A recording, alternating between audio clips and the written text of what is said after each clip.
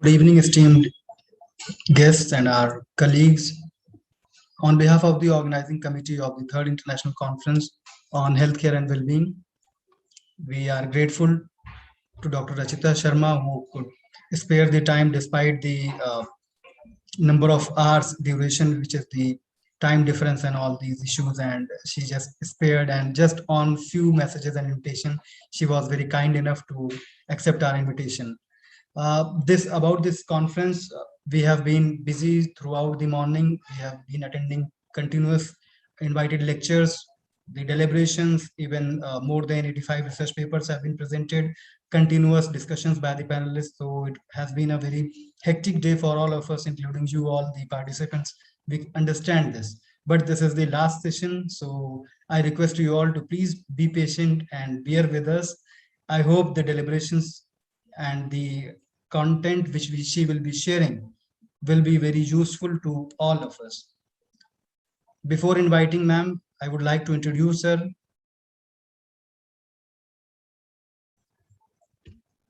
Dr. Rachita Sharma is the chair of the Department of Rehabilitation and Health Services at the University of North Texas, located near Dallas, Texas, United States of America.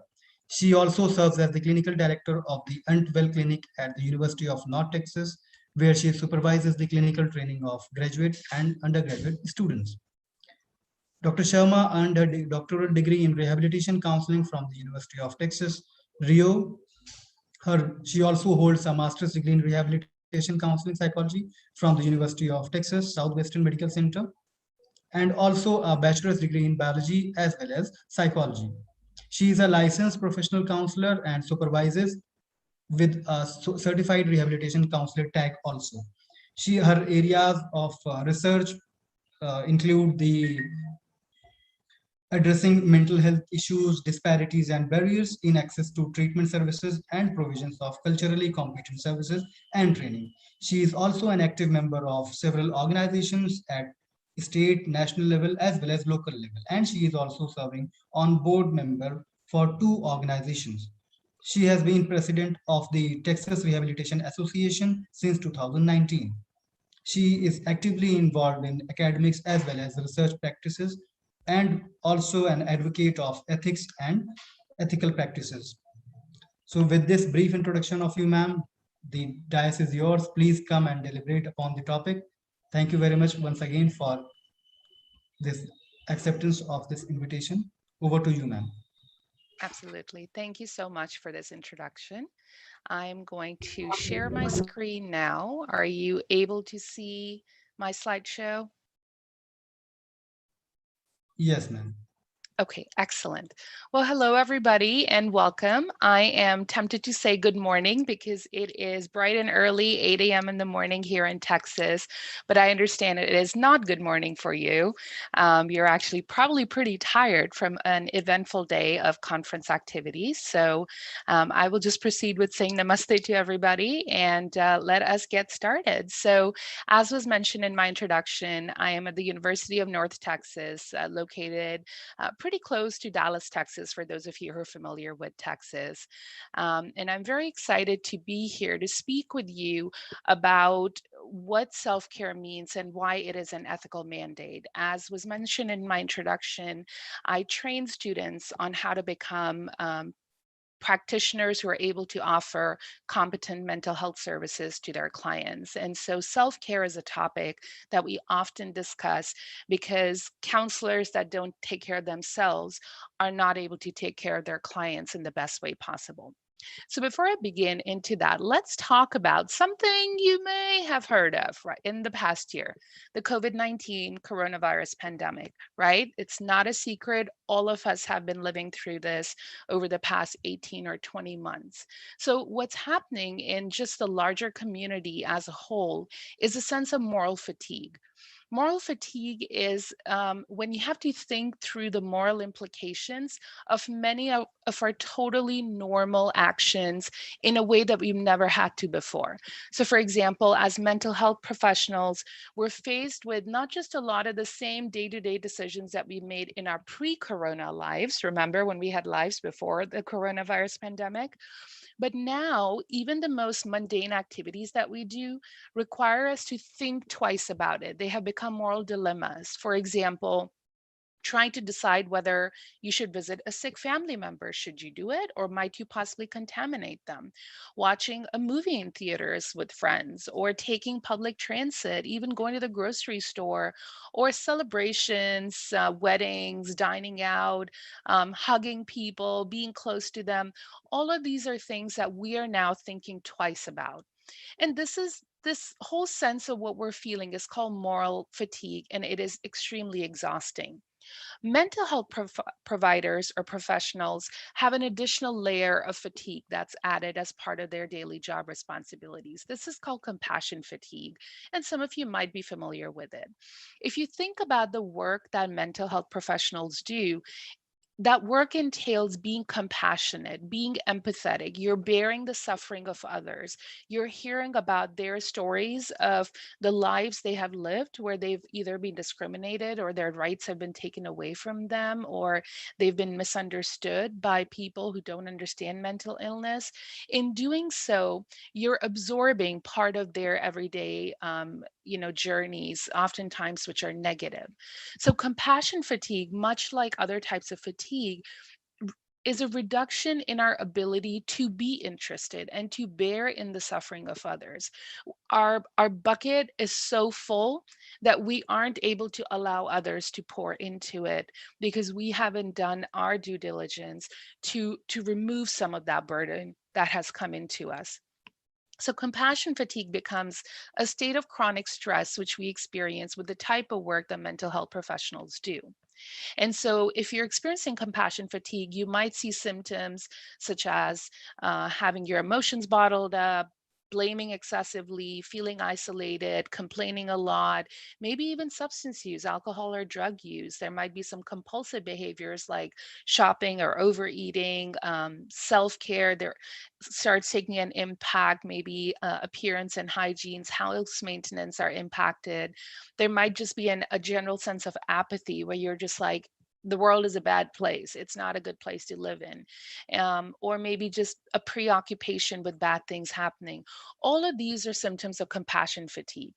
And so, if we as providers, as mental health therapists, counselors, psychologists, are operating on compassion fatigue, then when we look at the research that has studied this, research agrees that unmanaged emotional stress responses within mental health providers can increase the risk of empathic occupational hazards, identity confusion, and counselor impairment. So essentially, our research is telling us those mental health providers that are operating in a state of compassion fatigue or burnout are going to find that their services are negatively impacted.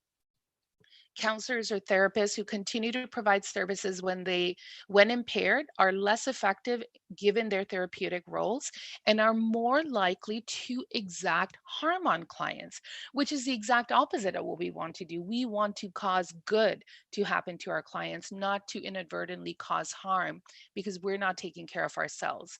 So although professional counselors may be experts at holding space for their clients or patients, as the case may be, in order to allow them an opportunity to process their pain, research finds that mental health providers rarely extend the skill towards themselves. They're there for others, but they're not there for themselves. And so, given the increased level of client or patient stress, professional counselors, therapists, psychologists must be prepared to address not just their clients' pandemic related concerns while mitigating. They also have to mitigate the effect of their own stress in a way that protects our own mental health and bolsters overall wellness. So, why am I talking about all of this? Well, let's start talking about a little about ethics and what ethics tell us as its very basic core. And let me tell you guys, I love talking about ethics. I have done like 3-hour presentations on ethics, so I'm going to try to squeeze ethics into this 20-minute presentation today. At its simplest, ethics is a system of moral principles that govern our practice. They affect how people in general make decisions and lead their lives. So it comes from the Greek term ethos, which can mean custom, habit, character, or disposition. And it's primarily concerned with what is good for individuals and for society. Many of us are familiar with the term morals, right? Our morals are private, they're personal interactions. They help us decide what is right, what is wrong in terms of behavior. And so typically, an individual's code of behavior might be based on their religious or philosophical principles, and they may define right or wrong in ways that may or may not be rational. Ethics, on the other hand, are a set of moral principles that apply to professional interactions. It essentially gives us a theory or a system of moral value that we can use in the work that we do. So, utilizing ethics in our work as mental health providers gives us a way of choosing between moral principles when there's not a clear right or wrong answer. And typically, when we talk about ethics, we look at six main or six ethical principles that come into play. Some of these might look familiar to us. I'll start from the left. So, autonomy is an ethical principle of respecting our client's choice. We do not force treatment on them or ask them to do something that they do not want to engage in. Beneficence is a principle of doing good, promoting growth and well being of our clients. That's the reason why all of us are in this profession, because we want to do good by our clients. The next is non-maleficence, which is to avoid doing harm, accidental harm. So think back to what we were talking about when we operate as impaired individuals providing mental health services. We are actually violating an ethical principle of beneficence. We're inadvertently causing harm or putting ourselves in a position where we could cause harm. Burnout or compassion fatigue can also impact justice, which is a principle that correlates with fair, equitable allocation of resources and time. Are you so burnt out because you're seeing so many clients and not taking care of yourself that now when you meet with your patients, you have a hard time being there? Or maybe in 20 minutes you say, okay, next, I don't have time for more. Okay, stop saying what you're saying. I need to focus on, this next question that I have to ask you. And in doing so, we're not giving our patients or clients the time that they need from us as their mental health professionals. Fidelity is the principle that pertains to faithfulness or loyalty. It allows us to keep our promises, to abide by laws, policy, rules that govern our practice. And then there is veracity, which is the ethical principle that correlates with being accurate, telling the truth to your clients, not misleading them by missharing information with them. So, self care as an ethical mandate is a hot topic right now. It should have been a conversation we should have been having for a very long time, but unfortunately, it wasn't until the pandemic when mental health professionals found themselves extremely burnt out, because here they were holding space for their clients, for their patients, and in doing so, not quite getting the opportunity to take care of themselves. So to rectify this, many of the organizations that govern the practice of providing counseling or mental health services here in the United States have actually incorporated self-care as an ethical mandate. For example, Section 2.C2G of the American Counseling Association specifically says, and actually we'll look at this in just a little bit, specifically has included self-care language in there, as has Section D3 of the Commission of Rehabilitation Certification, which is for people with severe psychiatric disabilities and the providers, the professionals who provide services to them. And then the social workers, the National Association of Social Workers, has also incorporated self-care as an ethical mandate in their practice. So this is just an excerpt from the American Counseling Association's Code of Ethics. And while I won't read all of it, I want to draw your attention to the information presented in red. This code of ethics for providers, for practitioners, specifically says counselors must monitor themselves for signs of impairment from their own physical, mental, or emotional problems and refrain from offering or providing professional services when impaired. So think about how many of you spend long hours at work going back and forth, not getting enough sleep, and then find that when you are with your clients, that's impacting the quality of services that you're offering. I'm hearing some feedback. Dr. Satinder, I think you might be unmuted. Could you please mute yourself? Thank you. Okay, so back to this. So in the American Counseling Association's Code of Ethics, not only do they say that our ethical practice should involve taking care of ourselves, it also specifically says that counselors should assist their colleagues or supervisors in recognizing their own professional impairment. So we should also be watching out for those that are working with us. Are they starting to show signs of compassion fatigue or burnout? Is it impacting their quality of work? And if so, having a conversation with them about taking care of themselves emotionally, mentally, and physically. The CRC Code of Ethics, the Commission on Rehab Counseling certification, has the same language. It says we have to be alert to the signs of impairment. We should not offer services if we are impaired. All of you would probably agree with me that if, as mental health providers, if we are impaired because we've been using alcohol or drugs, we should not see our clients. However, why is it okay that we go see our clients when we're tired and exhausted, when we maybe haven't had a good night's sleep, even though research says that not getting a good night's sleep can impact our cognitive abilities the same way that alcohol consumption can, right? Just because something is taboo, it's alcohol or drugs, we say no, we cannot do this when seeing clients. Yet when we're emotionally exhausted to the level that it is impacting our cognitive abilities, we somehow do allow that. We push ourselves further, thinking that that is the right thing to do when it, in fact, it is not. The Social Workers Code of Conduct here in the United States doesn't beat around the bush. They very specifically say self-care needs to be included as daily practice for social workers. They cannot just say, oh, I do self-care once a year when I take vacation, or I do self-care once a month when I go get a haircut or I go have dinner outside. No, self-care is a lifestyle. It's a practice you have to incorporate every day. So with all of the codes of conducts that in the United States govern the practice of mental health providers, the verdict is very, very, very clear. It says all counselors, psychologists, therapists have the responsibility to monitor their level of well-being to prevent impairment, and that counselors who do not practice self-care often find themselves feeling burnout and being unable to provide competent services, which, when we think back to those 6 ethical principles that I was sharing with you earlier, it violates several of them. Not only are we engaging in non-maleficence, which is to avoid causing harm, we're actually possibly inadvertently causing harm.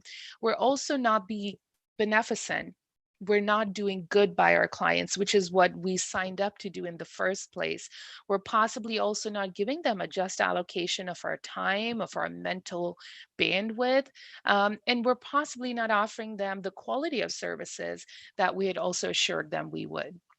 So, what happens when our work life balance is off kilter? It leads to burnout. So burnout ends up being a state of physical, emotional, and mental exhaustion that results from constant or repeated emotional pressure associated with intense long-term involvement with people. So oftentimes people who are feeling burnout will feel helpless, hopeless, they have a negative view of life and negative attitudes towards work, life, and other people.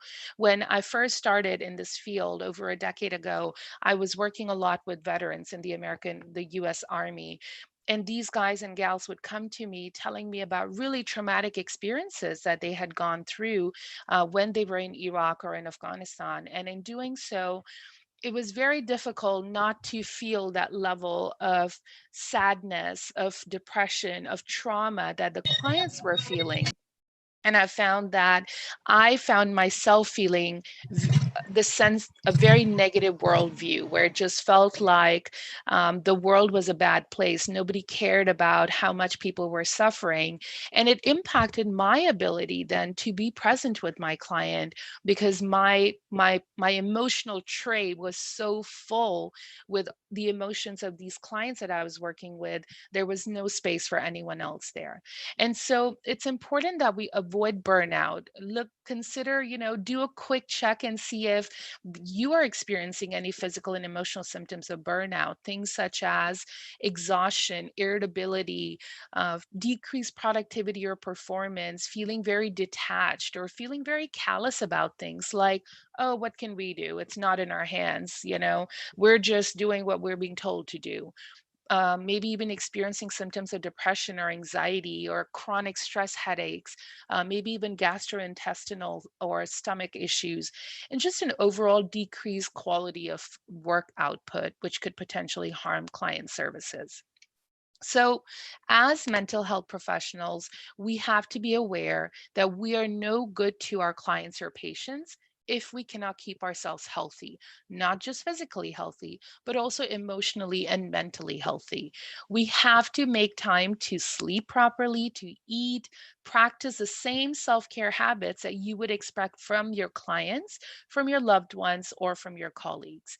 These intentional habits are essential for your personal and professional quality of life, as well as it is to the quality of services you provide, because it has a trickle down effect. The way you feel is going to impact the quality of your services, which in turn is going to impact how the client feels. So, if you take anything away from today's session, it should be that if your compassion does not include yourself, it is incomplete. You spend a lot of time being there with your clients, whether it's by providing direct services, doing research, teaching, educating. You create a lot of space for other people in your mind emotionally. But if you are not holding some compassion for yourself, then that job is incomplete and it requires a little bit more focus. So, what is self care? If you're asking yourself that, let's talk about that. Self care is about being deliberate and taking time for yourself for the betterment of your mind, body, and soul. It encourages you as a practitioner, as a professional, to maintain a healthy relationship with yourself so that you can transmit the good feelings to others. You cannot give to others what you don't have yourself. If you don't have a balanced life, if you don't have a balanced mental health or emotional health or emotional vocabulary, how are you going to transmit that to your clients? So it's important that you begin the work here within yourself so that you can then do the best work that you can with your clients. I like this meme that's on here. It says, you got to nourish to flourish. Think of yourself as a plant, right? We need to make sure we get some rest, we get water, we speak kindly to ourselves, and make sure that we are thriving from the roots onwards, as opposed to only focusing on the flowers or the product that we provide. Some people think self care is selfish. They'll say, I don't have time for that. Well, I'm here to tell you self care is not a selfish act. Instead, it is about replenishing and refreshing your spirit in different ways so that at the end of the day, the services you provide to your clients are as effective as you would like them to be. We're all worried about things like our phone losing power, right? So you wouldn't let your phone's battery get to that red level where your heart starts racing and you're like, oh, somebody give me a charger. Does somebody have an extra plug or something? We get very panicky when our phone starts losing its battery. What about ourselves? What about our mind? What about our hearts? Are we doing the same for ourselves that we might do for our electronics? So if you wouldn't let this happen to your phone, don't let it happen to yourself either. Self care is a priority that mental health professionals have to capitalize on. It is not a luxury that we need. So, with that, I'm going to share with you an article from the American Psychological Association. This came out in April this year, and they talk very clearly about how self care is an ethical imperative for mental health professionals. It's something we must do, not something that we say we will do when we have time. And so here are some tips to help with that. Go back to basics. just those simple things like getting enough sleep, enough nutrition in your diet, routine exercising. These are the building blocks for self-care, and they impact our ability to cope with stress. Take a proactive approach when it comes to self-care. So instead of reacting, be proactive. Think about what you can do right now to keep yourself from getting burnt out instead of feeling burnt out and then saying, oh, I'm so burnt out. What can I do? Try not to let yourself get to that place. This is why I work very closely with students on developing effective mental health practices right now, because they are starting out, they are building their professional identity. And I want that professional identity to include self-care as an important part of the work that they do. So taking that proactive approach is vital, as is establishing work boundaries, right? You want to make sure that you learn how to say no when needed. Instead of taking more and more and more work, at some point you have to say, I have enough work. I don't need to do this extra project, as exciting as it may sound. We also have to seek out support. If you're feeling burnt out, if you're feeling compassion fatigue, if you're finding an impact in your ability to be there with your clients, it's okay to talk to someone else without feeling like they're going to judge you negatively or think that you're not a competent professional. If anything, you are now being an ethically competent professional by recognizing that you are not in a space to provide space for your client right now. It's important to embrace flexibility, to understand that maybe your normal coping mechanisms may not work as well. All of us are coming through a pandemic. We've lost loved ones, friends, family members, and we need some space for ourselves, and that's perfectly okay, to find other mechanisms. And lastly, just practice that self-compassion, like I mentioned. So in closing, I'm going to leave you with this quote by Nichiren Daishonin, who is a Japanese Buddhist from the 13th century. And he says, one should become the master of one's mind rather than let one's mind master him. I'll repeat it again. One should become the master of one's mind rather than let one's mind master him. So in order to become the master of your mind, I encourage all of you to implement self-care practice as part of your professional routine. And I hope that you find that this will allow you to be much more present with your clients and for yourself and for your loved ones. So that is all I have for all of you. If you have any questions or comments, or you want to connect and talk about ethics or self-care, you're welcome to send me an email. My email address is just my name, rachita.sharma@UNT, that's University of North Texas, .edu. So I'm now going to stop sharing my screen, and I will pass it back to you.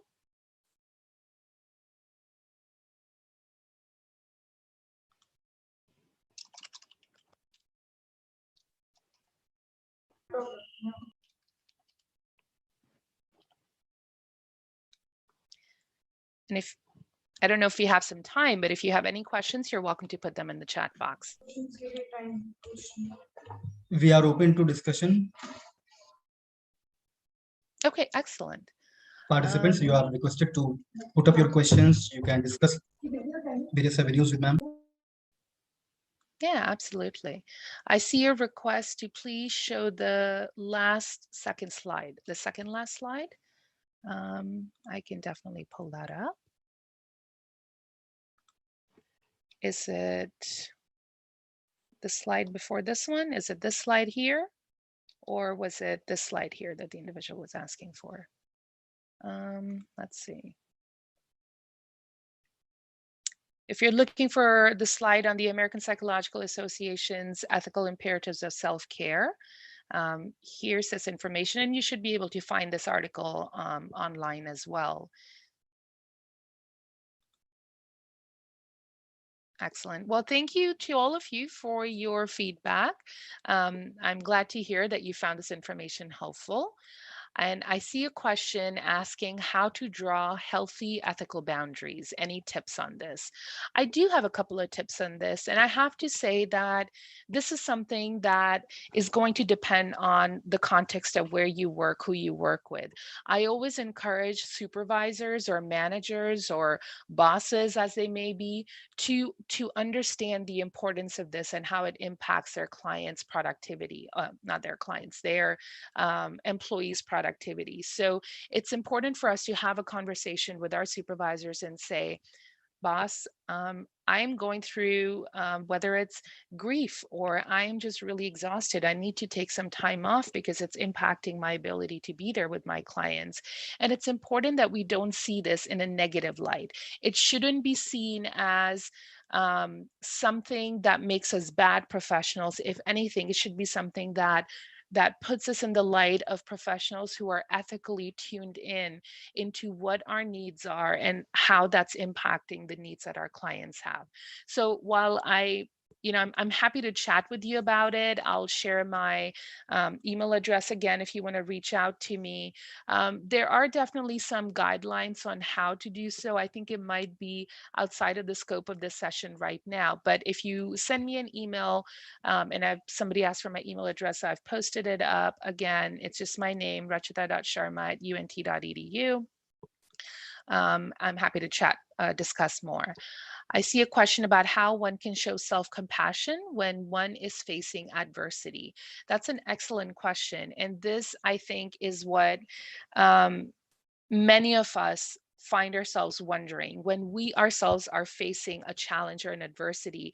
How can we practice kindness towards ourselves? And I would say, think about how you would approach this with a client. I work with clients, as I was mentioning to you, who are coming in with traumatized backgrounds. They blame themselves for things that have happened. It's important to correct those cognitive distortions that they may have, right? Are they engaging in what might be thought of as all or nothing or black or white thinking? Are they catastrophizing? Are they perhaps looking at something in a very skewed format? They're only fixating on the negatives and not the positives. So I would do the same myself. When you're facing adversity, it's important to first recognize how your mind may be giving you just one perspective. So speak with some trusted confidants, whether it's close friends or whether it's your supervisors if you trust them. And this is something I recommend to all of my students, as a counselor, you should have a counselor yourself. Therapists need therapists because of the mere nature of the work that we do. It's very important that if we're going to be making space for our clients, we have to make some space within ourselves by letting a therapist work with us. So there should be no shame or stigma in reaching out for that support ourselves when we are facing adversity and need that extra support. I see another question here about why health problems aren't being talked upon over health issues in general, like say stress and frustration leading to depression. That's a great point, Kamna.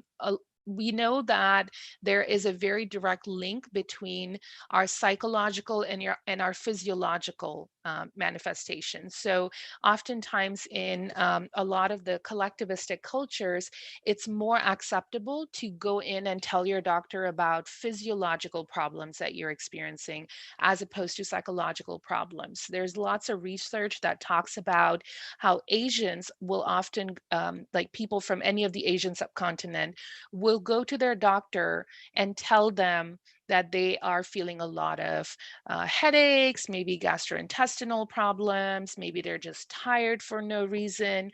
They'll say all of those things, but they won't say, I'm feeling depressed or I'm feeling anxious. And that's because of that cultural stigma that words like depression and anxiety carry in a lot of the collectivistic culture, because it's seen as being a personal fallacy that impacts our family and our society, instead of recognizing that in our case, it is coming merely from the nature of the work that we're doing. We're constantly creating spaces for our clients. And so at some point, we also have to intentionally create some space for ourselves, or else it starts bubbling up inside and then causes those physiological changes. So I absolutely agree with you. I think we should talk more about the ways in which physical health is impacted by mental health. However, I would even encourage you to take it one step further and say, instead of only counting on how mental health impacts physical health, we should build a society where it's okay to talk about mental health instead of feeling like it somehow makes you a less stable, a less resilient person. All of us at some point in our life face adversity. We all are going to feel depressed at some point. All of us are going to feel anxious at some times. Some of us might even feel traumatized at some times. And it should be a normalized experience of being human instead of being seen as a character flaw that, that impacts who we are as a person. I'm just scrolling through to see other questions. I see there's a feedback link. Yes, please complete the feedback. It's always helpful for me to know what was helpful or not for you. I see a question about how we can measure moral fatigue. Well, I would say look through those different symptoms that I was sharing earlier in my presentation. Are you finding yourself having a very hard time with letting the client talk? Like, for example, when I was an intern many, many years ago, one of the psychologists I used to work with, they would interview older couples. And with the older couples, sometimes we know older people take a while to tell us what they're thinking. They start telling us other stories, they forget some things, they sometimes forget the words. And so this psychologist would get very worked up and he'd say, no, that's not what I'm asking. I asked you this, right? And he was almost very rude. And he was doing it not because he was a rude person, but because he was so fatigued from listening to stories and not taking the time to empty those stories out of his system, that at this point he just had very low tolerance of any ambiguity that came into his counseling session, which I see in retrospect was horrible. But I was an intern then and I didn't know any better. But it always struck me as how every time he like put his hand in the face of his client and said, no, I don't need to hear about that, they would shut down. They didn't want to talk anymore because they didn't feel like he truly cared about what they were saying, not because he was not a good person, but because his tank was so full that he just couldn't allow anything else to come in without even realizing it. So monitor yourself. You can Google, symptoms of compassion fatigue. There is lots of literature, lots of scientific articles about that, and you should be able to basically do a check mark list and see which one of those resonate with how you are feeling. Okay, I am not seeing any additional questions. So thank you to all of you again for attending. I know it's been an incredibly long day for you. So I am very glad that this session was scheduled towards the end of your day. So you can truly take some time for yourself now. Go rest, be with your loved ones, create some space for yourself. And hopefully you'll find that when you return to the conference next day or to meet with your clients or patients, you're going to hopefully have a little bit more pep in your step. Thank you, everyone, and I appreciate all your comments in the chat box. Even I can see Dr. Faisal is smiling, ma'am. So, Dr. Faisal, any last words of appreciation for ma'am? Yes, Dr. Faisal, it's good to see you. Good to see you, Rachita. Thank you for gracing the conference. Thank you for making it to the conference. I understand that this was difficult for you, but thank you so much. We are really happy and we express gratitude on behalf of IMHRC that you graced the conference. Thank you so much. Looking forward to welcome you again. Well, I'm looking forward to it. I appreciate the warm invitation this time, and it was great speaking to this audience. So thank you again for that, and really for organizing this very meaningful Dr. Sajid has been working. Dr. Sajid has been working tirelessly for this conference. It has been a wonderful experience. Like since from like 10 a.m. to this like 7 p.m. he has been working tirelessly. So he deserves a great round of applause. Thank you, Dr. Sajid, for making it happen. Yes. Thank you. Thank you, everyone. Bye from me. Bye, everyone. Thank you so much. Thank you very much, ma'am. Looking forward to more such sessions. I hope you will acknowledge our invitations gracefully and please be in touch. Thank you very much. Absolutely, will do. Thank you. Thank you, ma'am. So I'll end the session now. Good night, everyone. Please take care and kindly join and follow the schedule for tomorrow's lectures. Be on time. Thank you very much.